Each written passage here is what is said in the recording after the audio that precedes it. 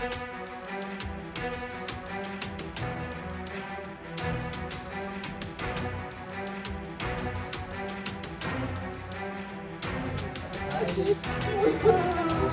गोष्टीला काय पर्याय आहे का?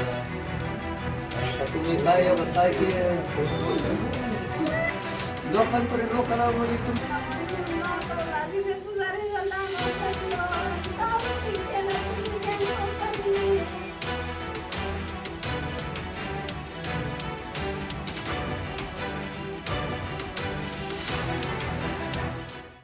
वैद्यकीय शिक्षण घेऊन डॉक्टर बनण्याचे स्वप्न पाहणाऱ्या अहिल्यानगरच्या अंकिता सांगळे हिने सततच्या नेट पेपर फुटीमुळे आणि गीत्यामुळे मिळालेल्या तणावामुळे आता टोकाचे पाऊल उचललेलं आहे. तिने राहत्या घरी गळफास घेऊन आपलं जीवन संपवलेलं आहे. आपण सध्या तिच्या रूममध्ये आहोत. ह्याच रूममध्ये तिने नीटचे पेपर असतील किंवा वैद्यकीय शिक्षणासाठी लागणारे जे काही परीक्षा आहेत त्या परीक्षांचा तयारी, डॉक्टर्सची तयारी जी आहे ती 24 तास ह्याच रूममध्ये बसून करत असत. याच ठिकाणी जे आहे तिने सर्व पेपरची तयारी केलेली होती. नीटची देखील तयारी या ठिकाणी केलेली होती. मात्र नीटचा ज्यावेळेस आता निकाल आलेला होता त्या निकालामध्ये तिला कुठेतरी कमी गुण मिळालेले होते. कट ऑफची जी अपेक्षा होती त्या कट ऑफमधून कमी मार्क्स मिळाल्याने कुठेतरी तिने हे जे आहे ते टोकाचं पाऊल उचलल्याचं आपल्याला पाहायला मिळतं. या घटनेमुळे पुन्हा एकदा नीटमुळे जे आहे आणखी एका विद्यार्थिनीने आत्महत्या केल्याचं आपल्याला पाहायला मिळत आहे. आपल्यासोबत त्यांचे नातेवाईक आहेत, प्रत्यक्षदर्शी आहेत. आपण त्यांच्याकडून जाणून घेऊया नेमकं त्या दिवशी परिस्थिती काय झालेली होती. नेमकं अंकिताने हे जे टोकाचं पाऊल उचललेलं आहे, काय नेमकं तिच्यावर तणाव होता, कसं या सगळा जो प्रकार आहे ते तुमच्या लक्षात आला आणि त्यानंतर काय झालं? 25ला आषाढी एकादशी होती. काका पंढरपूरला गेले होते आणि काकी आमचे टेलर काम करत होते, ते चालू होतं. आधी बंधूचा फोन आला होता बारका. आमचं बोलणं झालं, बहिणीचंही बोलणं झालं होतं.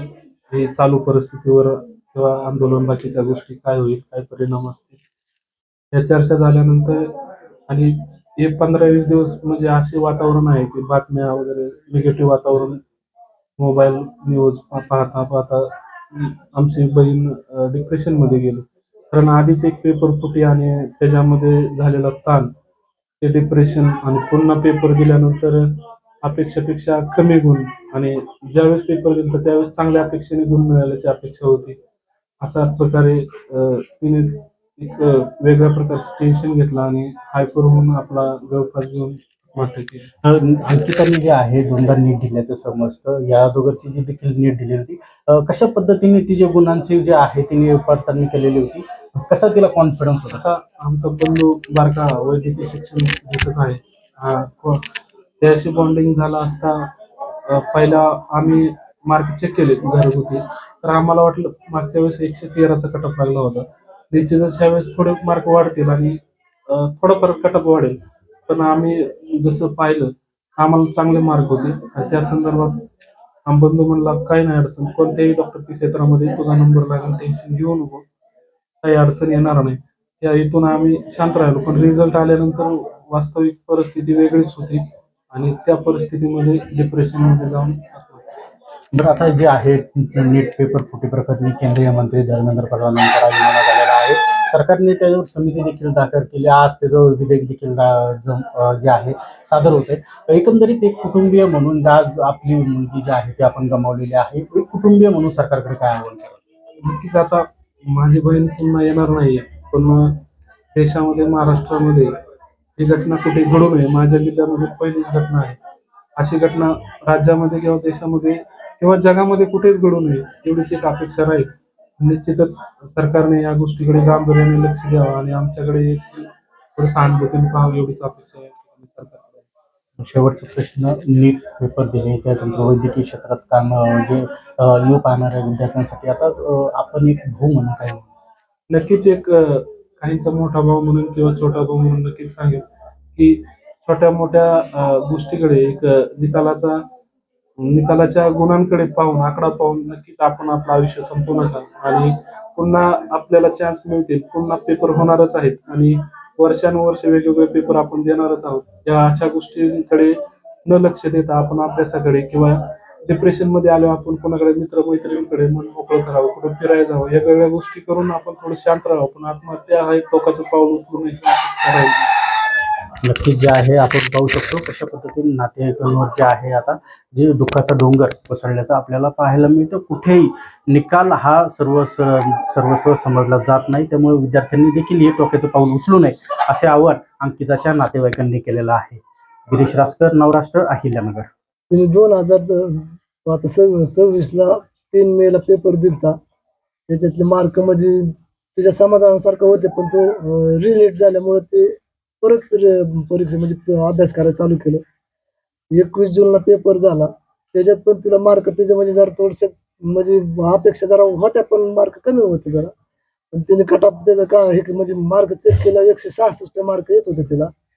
आणि जी कट-ऑफ रँक जी असती 2025ला 113चीच होती. ते आता 26ला डायरेक्ट 177 वर नेली. त्याच्यामुळे तिचं फारच एकदम हे झालं. म्हणजे आमचं असं मत होतं की बा आपला कशाला नंबर लागू द्या, BHMS लागू द्या, BMS ला कशाला लागू द्या, आपण घेऊ. पण ते कट-ऑफच असा नेला की तो 177 वर नेला, मग इलाजच नाही. फार एकदम ते आजबलच आले एकदम. तुम्ही ज्या वेळेला 166 आहे तिला. ज्यावेळेला ही घटना घडली त्यावेळेला तुम्ही कुठे होता? मी पंढरपूरला होतो. पंढरपूरला गेलो.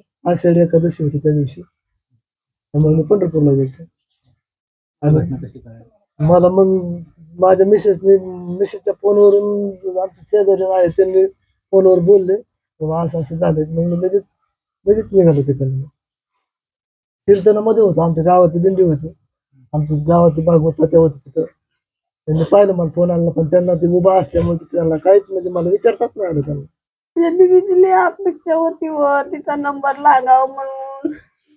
परीक्षेच्या झाल्या, परीक्षा दिली की येताना तिने तिच्या भावाला लगेच पटापट फोनवर सगळे जे जे मार्किंग केलेले होते पेपरवर सगळे फोटो टाकले. माझ्या मुलांनी चेक केलं, म्हणलं दीदी 166 मार्क पडतात तुला, तुझा नंबर 100% कुठल्या पण BHMS ला लागत असतो. गेल्या वर्षी कट-ऑफ 113चाच होता. आम्हाला वाटलं लय 150 पर्यंत कट-ऑफ जाईन, पण या वर्षी लय कट-ऑफ वर गेला. ती लय वायबल झाली हो, लय वायबल झाली. ज्या दिवशी पेपर देऊन आम्ही आलो आणि तिने मार्क बघितल्यावर तिला वाटलं आता 100% मग 1% माझा नंबर लागत असतो कुठं तरी. लय खुश होती, म्हणायची मम्मी मला असं वाटतंय स्वर्ग मिळालं मला, माझं स्वप्न साकार होईन ग मम्मी, मी तोंडावून हात फिरवला, माझी बाई डॉक्टर होणार आहे. आणि ज्या दिवशी तिचा रिझल्ट आला तिने बघितलं कट-ऑफचं मार्क 177 पूर्ण आताच झाली. लय रडली, हात पाय आपटून घेतलं मम्मी, असं कसं झालं, मी कम नशिबी आहे ग. म्हणलं नको तसं बोलू बाळा, या वर्षी नाही झालं आपण पुढच्या वर्षी करू ग. अगं दादानी नाही का 2-3 वर्ष दिलं, आपण पुढच्या वर्षी आता 3 महिने जाते निघून, आता 9 महिने परतचे जाते निघून. अभ्यास केला तर याच्यापेक्षा डबल तुला मार्क पडते, तू नको का टेन्शन घेऊ. पण तिने नाही हो आमचं ऐकलं. म्हणलं CET ला पण तुला 82% आहे, आपण B.Pharmacy घेऊ तुझं ऍडमिशन. नाही म्हणायचे मला डॉक्टरच व्हायचं, तुम्ही विषय कट करून टाका, माझ्या पुढे हा विषय घेऊ नका मम्मी. तुला नाही का ग, तुला वाटत नाही का ग तुझी मुलगी डॉक्टर व्हावा? अगं व्हावं वाटतंय, पण तुझं तरी बघून नाही ग, असं जीवाचं काय त्याचं पाणी पाणी होतंय ग. तिने नाही ऐकलं आमचं. धर्मेंद्र प्रधानचा राजीनामा झाला, मी पळत पळत येऊन तिला दाखवलं, म्हणलं दीदी राजीनामा झालाय, अगं तुझा रिझल्ट परत बदल, कट-ऑफ कमी येईल, रिझल्ट बदलन. म्हणली खरंच का ग मम्मी? म्हणलं होईन अगं तसं, फक्त मी तिच्यापाशी थांबायचं. तर माझ्या पोराची परीक्षा होती, म्हणलं त्याचा पेपर चालू आहे, पेपर होऊन आलाय, बघावा त्याला पेपर कसा गेलाय, सोपा गेलाय का अवघड गेलाय. मी माझ्या मुलाला फोन केला, म्हणलं बाळा तुझा पेपर कसा गेलाय? म्हणलं मम्मी माझा पेपर खूप चांगला गेलाय, टेन्शन घेऊ नको. मी मुलासंग बोलत असताना तिने चान्स घेतला आणि तिने असं करून घेतलं. मी सकाळपासून तिच्या मागावरच होते.